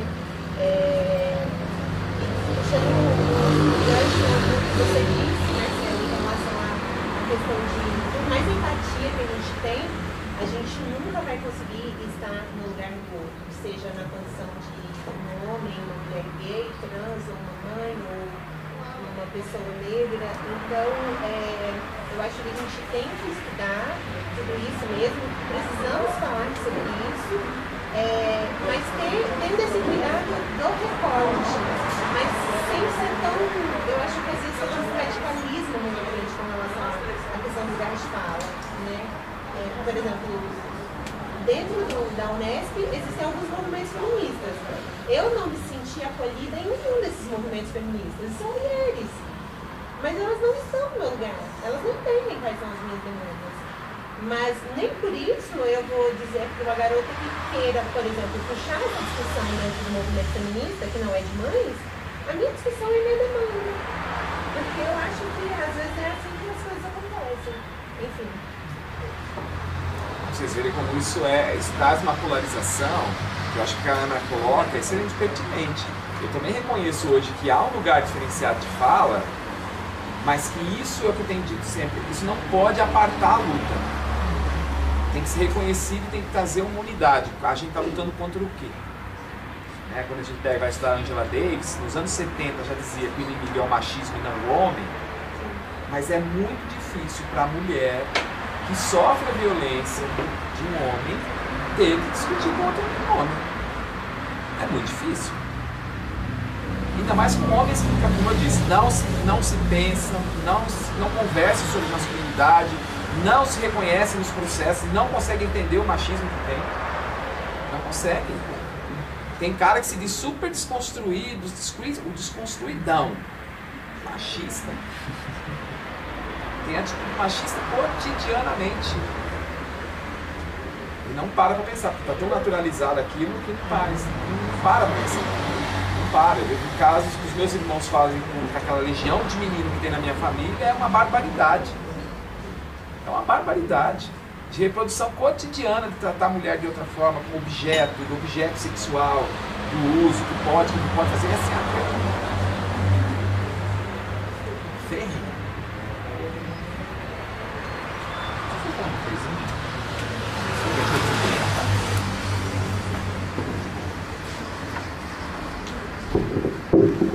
Assim fica mais fácil, porque eu falo muito baixo mesmo. Então, bom, eu na verdade sou justamente esse homem que está lá no topo, né? Sou hétero, branco, classe média, etc e tal. Eu, só fazer um relato rápido, eu trabalhei um ano, logo depois que terminei o doutorado, lá no Timor-Leste, enfim, essa é uma das minhas também pesquisas e tudo mais, não é? E há 2 anos, mais ou menos, teve um evento lá em São Paulo em que nós, enfim, reunimos lá pesquisadores brasileiros que falam sobre Timor e tínhamos lá 2 professores timorenses no público e também apresentando o trabalho deles, né?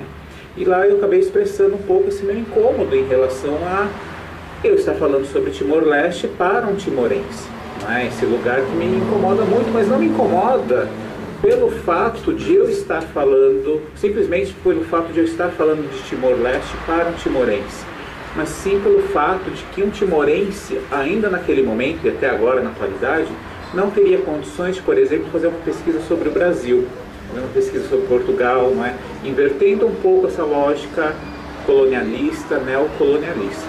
Então, não sei se eu estou equivocado na minha percepção, mas eu entendo que um pouco essa discussão sobre o lugar de fala hoje, ele é essencial, ele é necessário, porque, enfim, ele faz com que grupos que historicamente ficaram segregados, discriminados, foram violentados de diferentes formas, simbólica ou materialmente, tenham então o direito de falar sobre si mesmo, sobre suas experiências, transformar isso em um objeto de estudo, que é um pouco aquilo também que o Marcelo tocou, não é?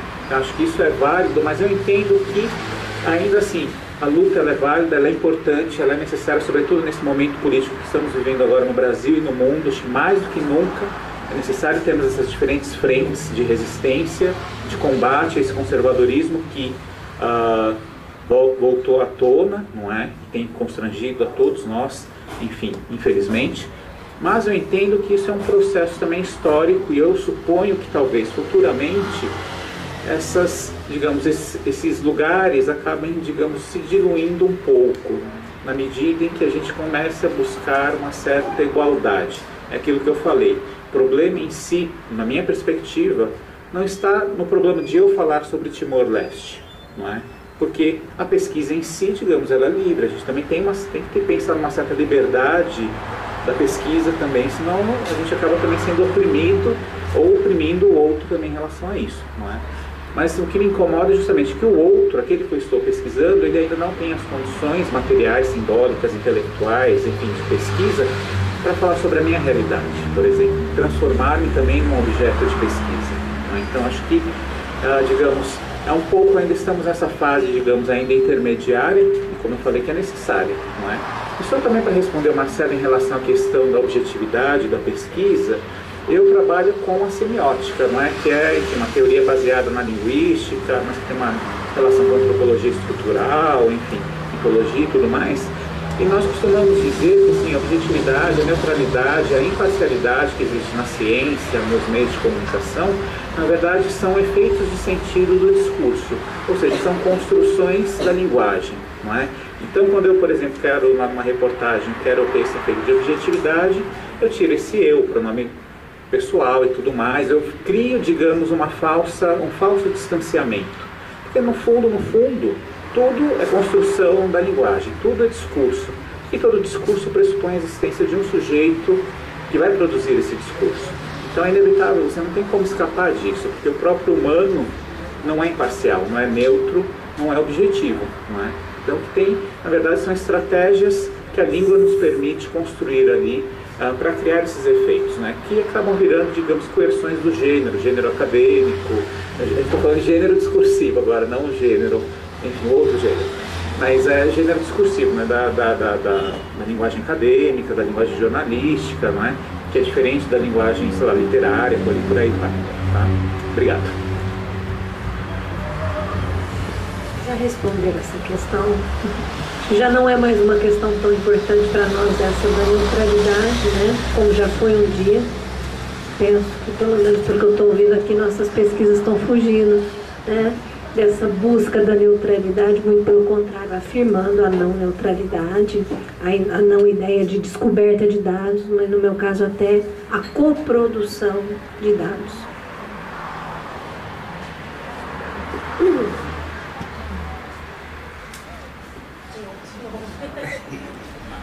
Eu vou tentar fazer uma síntese entre algumas... Qual é o seu nome, Guilherme? Daniela. Na sua fala, você mencionou uma autora, que eu não consegui anotar o nome, mas que ela disse que sem artes e humanidades não temos condições de gerar um mundo diferente. E o Alexandre, né? Ele falou sobre a questão do preconceito, do lixo, né? Sobre os efeitos.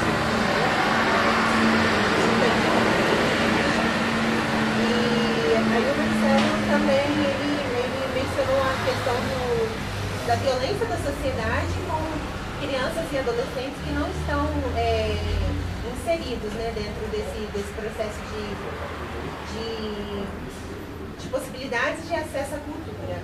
Esse fim de semana eu também estava em São Paulo, eu fui para ver uma exposição no MASP e eu presenciei uma situação que para mim foi muito tocante.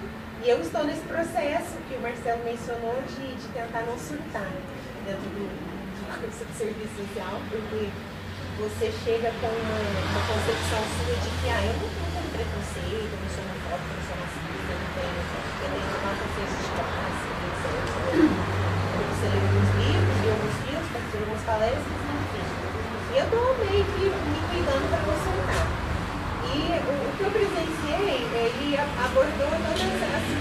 alguns trechos dos falas de vocês três, que foi, eu até fotografei, eu tentei ficar naquele âmbito de um certo distanciamento, mas durante a exposição da Tarsila do Amaral, entrou um adolescente de uns 12, 13 anos, negro, sujo, descalço, e ele passou, porque tinham liberado após as 18 horas a entrada, né? Então estava entrando com gratuito, e ele passou, então, entrou e tal, e eu vi, ele passou pela minha lateral, assim, sabe? E aí ele foi direto atrás de uma senhora toda elegante, assim, branca, com certeza de classe alta.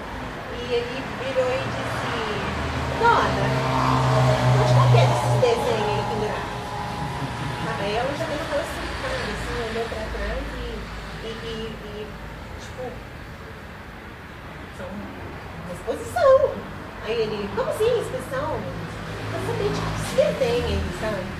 E aí, algumas pessoas brancas, assim, que majoritariamente foram pessoas brancas, e eu percebi que ficou um certo desconforto, porque ninguém sabia se punha pra fora, se ele podia estar ali, ou se respondia, etc.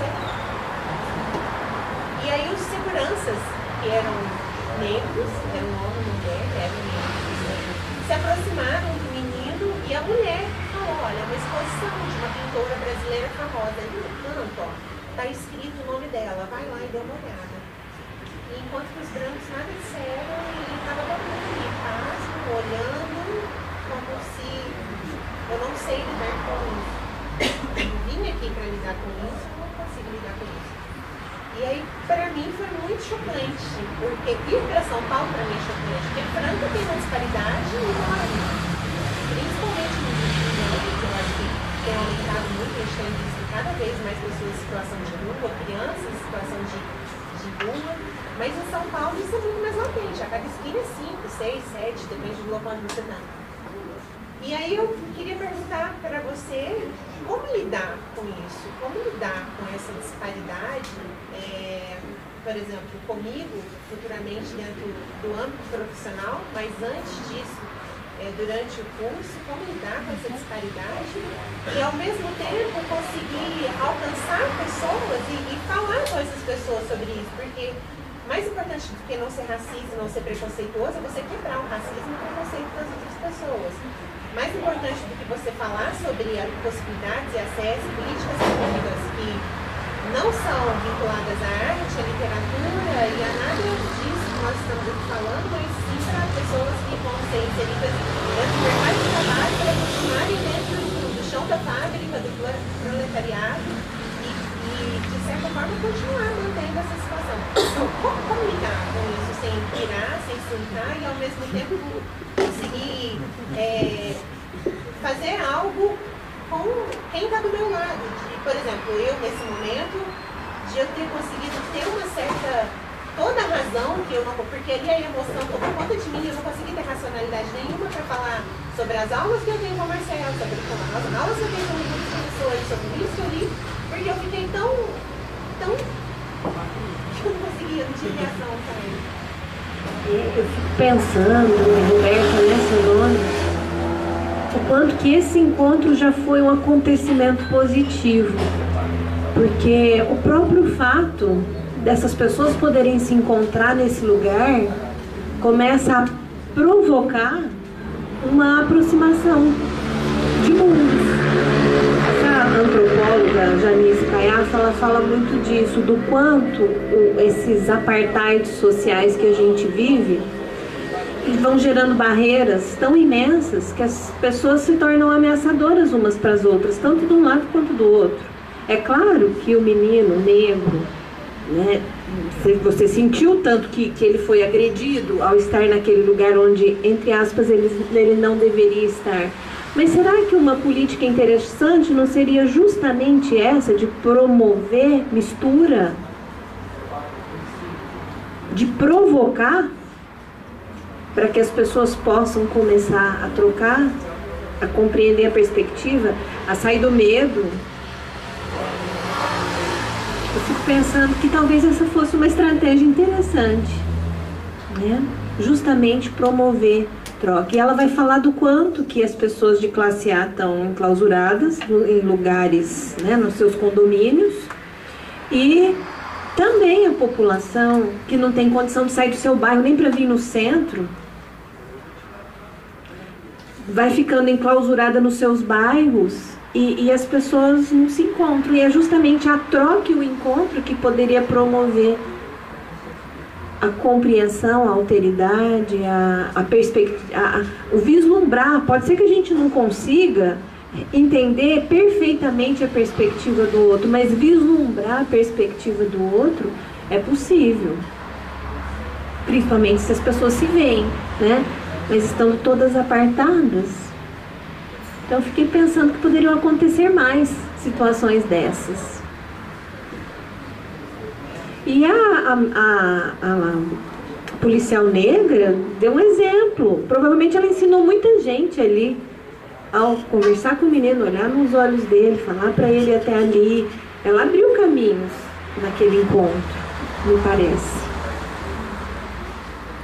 E ele foi sorte de ter achado alguém que fizesse isso e não tivesse pego ele pelo braço e tirado lá de dentro. Que a gente vê muito mais fácil seguranças negros fazendo isso, cumprindo ordem. Às vezes nem é consciente, eles estão cumprindo ordem, o trabalho deles. E aí, porque não é o lugar, né? Não é o lugar.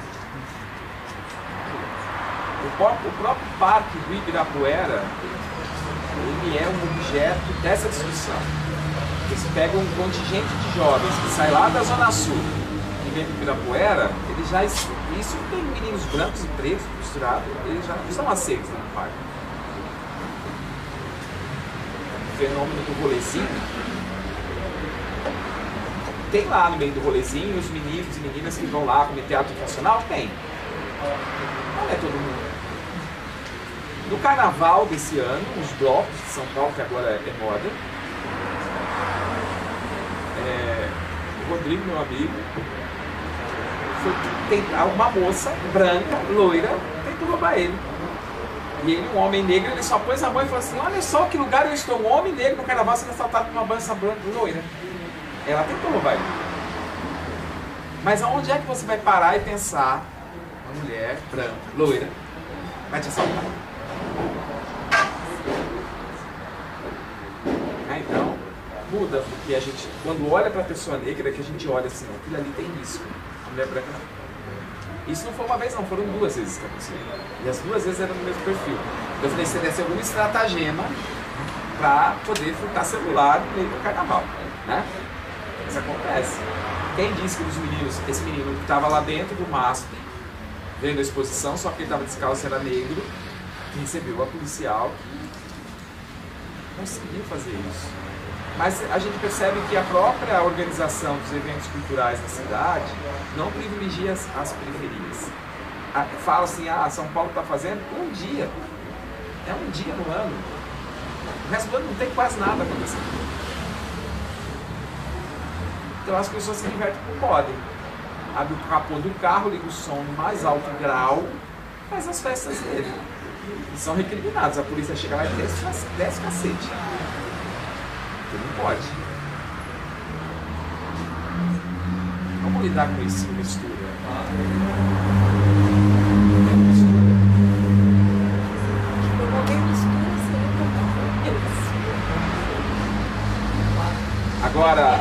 Agora, para você se cuidar, vai fazer coisa que você gosta, que você vai ficar louco. Não tem coisa, não tem receita, né? O que a gente faz para se proteger da violência que sofre? Tem gente que não dá conta. E se receita fosse boa, a gente dava uma só e se via pra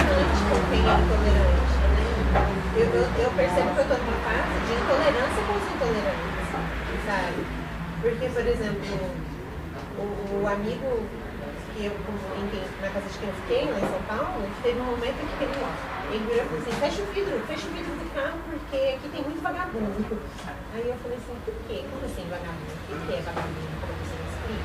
As pessoas ficam na rua, sabe? E aí você. Sabe? Tem uma parte bem jogada na. Mas a defesa da propriedade privada dele, que ele tem para ser é mais importante do que o ser humano que está na rua. E aí você tem que respirar, né? Respirar, inspira, respira, não pira, e fazer uma exploração. Se responder. Mas não tem problema você também achar que você está sendo intolerante contra os intolerantes, não é? Me lembro, agora você falando, me lembrei que tem um texto do Norberto Bobbio, ele justamente vai falar de uma intolerância positiva. Ele vai falar de uma intolerância que é negativa, que é aquela que oprime, que não aceita o outro, mas existe uma intolerância positiva na concepção dele, que é justamente contra aqueles que são intolerantes. Senão a gente vai entrar naquele paradoxo da tolerância, né? Até que ponto nós podemos tolerar os intolerantes, não é? Até o momento em que acabar as condições de sermos tolerantes, não é? Então você tem essa questão. Então não necessariamente você precisa achar que isso é algo necessariamente ruim, não é? Porque você também, existe um limite ali que é o de você perceber que o outro não olha para o outro, olha só para si mesmo, não é? Fica lá dentro da sua bolha, julga os outros independente de qualquer coisa, a partir de um traço que é um traço mínimo, que é diferencial em relação aos valores dele, à visão de mundo dele, à história dele. Acho que assim também não é de todo mal. Então, pelo menos esse Norberto Bobbio, que é um cientista político italiano. Agora não vou me lembrar em qual livro ele está, mas se você fizer uma pesquisa na internet você encontra fácil a referência. Tá?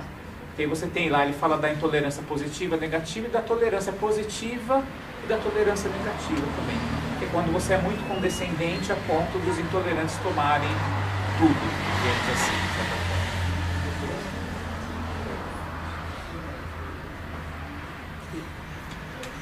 Eu ia pensar só essa palavra, né, da tolerância, uma palavra que vem me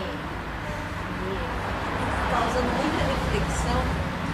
De ler na biografia do Carl Rogers, psicólogo humanista, ele conta um pouco da história dele e diz que ele é filho de pastores, ele aprendeu desde cedo a tolerância. E que num certo ponto da vida dele ele entendeu que existe um passo para além da tolerância.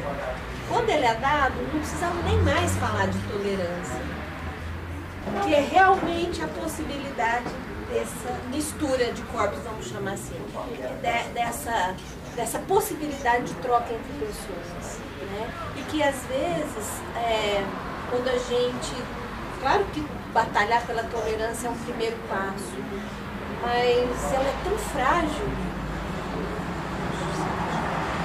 no sentido de que ainda é um outro qualquer que está longe, que eu devo respeitar, que eu devo tolerar, mas quando eu me ponho diante desse menino e entendo que ele está querendo saber que desenhos são esses, ele já virou um outro importante, um outro que está dialogando comigo, um outro que é uma presença, e não simplesmente alguém que eu devo tolerar naquele lugar. Então eu acho que ainda tem muito pano para manga, né? Essas conversas e essas reflexões. E a gente de repente se viu um país tão intolerante, eu fico pensando, o que a gente, né? Onde que nós falhamos? Por onde temos que ir? Por onde precisamos construir outras formas de relação? Até porque nessa história de tolerância a gente vai ser tolerante. Mas não significa que eu deixei de ser machista, homofóbico. Eu só tolero, mas eu continuo machista, continuo homofóbico, continuo racista. Eu estou tolerando o camarada ali, até que ele mexe em mim. Quando ele me toca, aí isso fica mais forte. Se ele não estiver me tocando, não tem problema. Eu não sou homofóbico, não. Mexendo comigo, então eu sou tolerante, deixa ele lá. Mas dois meninos descarraram um beijo ali, pronto, já não pode mais acontecer uma coisa dessa. Um casal hétero pode se beijar, se apalpar, se pegar, que ninguém vai falar nada. Mas se dois meninos pegar, então a minha tolerância acaba ali. Então não é só ser tolerante, né? Como é que você convive com a diferença e respeita a diferença. É questão da autoridade, reconhecer o outro. Não, é só reconhecer. É reconhecer, aceitar, é ser tolerante, é entender a escolha, é respeitar a escolha. Porque essa palavra tolerância, ela meio que desce quadrada. quase uma Ela por si condescendência. só eu não consigo, mas eu não acho adequado a nenhum tipo de situação a tolerância.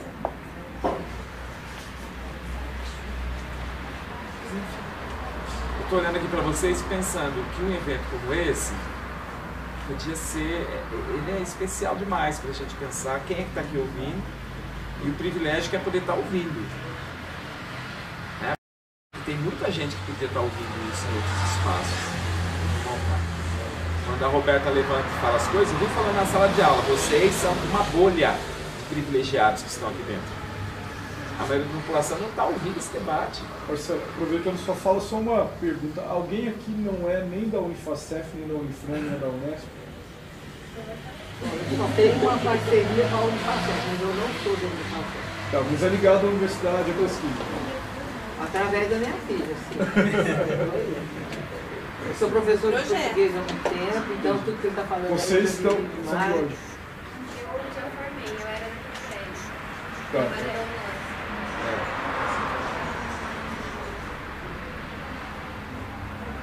Acho que é isso, né?